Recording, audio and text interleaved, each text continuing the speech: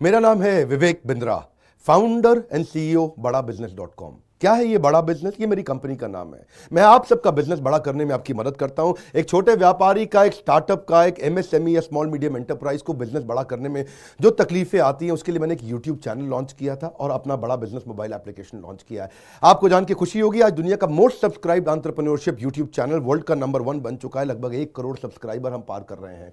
आज मैंने देखा कि एक व्यापारी को तकलीफ आती है कि उसको बिजनेस बड़ा तो करना चाहता है पर जानता नहीं, उसके पास जानकारी नहीं है। इसके लिए मैंने कई affordable problem solving short term courses launch किए हैं 2 महीने 3 महीने के, क्योंकि हमने आप सबसे मुलाकात करी अपने यूट्यूब चैनल के थ्रू और अपने इवेंट्स के थ्रू, जहां आपने मुझे अपनी नीड, इंटरेस्ट, कंसर्न, एक्सपेक्टेशन बताए। वर्किंग कैपिटल एक बहुत बड़ी तकलीफ है। क्या है वर्किंग कैपिटल? पहले इसको जरा समझते हैं कि बिजनेस फेल क्यों हो जाता है। देखिए, पहली चीज, अगर आपको कैश मैनेज नहीं करना आया अपने बिजनेस में, आप day to day operations manage नहीं कर पाएंगे। आपकी इन्वेंट्री और इक्विपमेंट पे अगर आपको और पैसा लगाना है, आप नहीं कर पाएंगे। नया प्रोडक्ट नहीं खरीद कर पाएंगे और पैसा कलेक्शन में ध्यान चला जाएगा।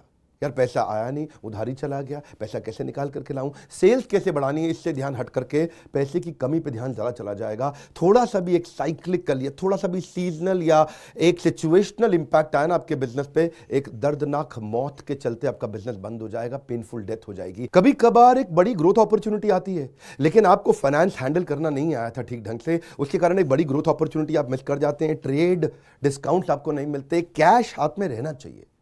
क्या होता है ये वर्किंग कैपिटल का बिजनेस?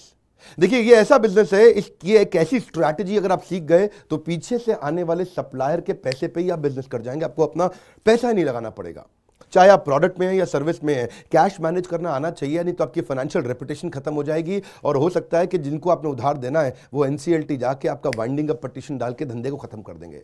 अब वर्किंग कैपिटल के अलावा कुछ टेक्नोलॉजी की समझ बहुत जरूरी है। एक दुकानदार को भी हम चाहते हैं कि वो अपने बिजनेस को ऑटोमेट करना सीखे। क्या होता है ऑटोमेशन बिजनेस का?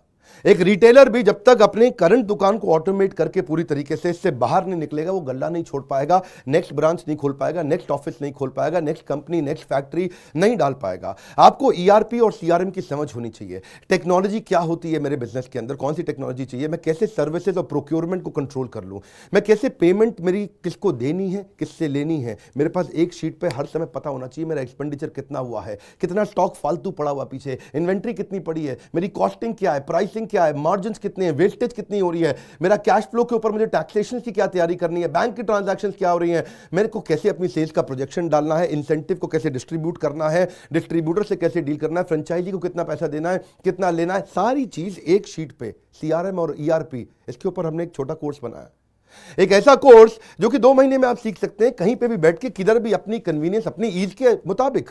अभी तक मैंने आपको 2 कोर्स समझाए थे, एक वर्किंग कैपिटल और एक ईआरपी और सीआरएम। अब एक और है, फाइनेंस फॉर नॉन फाइनेंस। आप में से कई व्यापारी है जिन्होंने चार्टर्ड अकाउंटेंसी नहीं करी है, जो एमबीए नहीं है फाइनेंस के अंदर। और जब आपने एमबीए फाइनेंस पढ़ा ही नहीं, चार्टर्ड अकाउंटेंसी पढ़ी नहीं, तो आपको बेसिक चीजें हैं। देखिए, फाइनेंस के अंदर 3 चीजें आनी जरूरी है। एक है कि आपको पीएनएल अकाउंट समझ में आना चाहिए, आपका प्रॉफिट एंड लॉस अकाउंट क्या है, आप रोज कितना प्रॉफिट कर रहे हैं, पिछले महीने कितना प्रॉफिट किया, एग्जैक्टली आपको नहीं पता होगा। मैं जितने व्यापारियों से मिलता हूं ना, मैं उनसे पूछता हूं एग्जैक्टली पिछले महीने का आना पाई प्रॉफिट मुझको एक लाइन में बता दो कितना था, उनको मालूम नहीं रहता है। दूसरी चीज, बैलेंस शीट समझ में नहीं आती कि बैलेंस शीट बनती कैसे, समझनी कैसे, उसका मेरी बिजनेस में क्या इंपैक्ट है। और तीसरी चीज, cash flow statement. Profit and loss अलग होता है, कैश फ्लो स्टेटमेंट अलग होता है।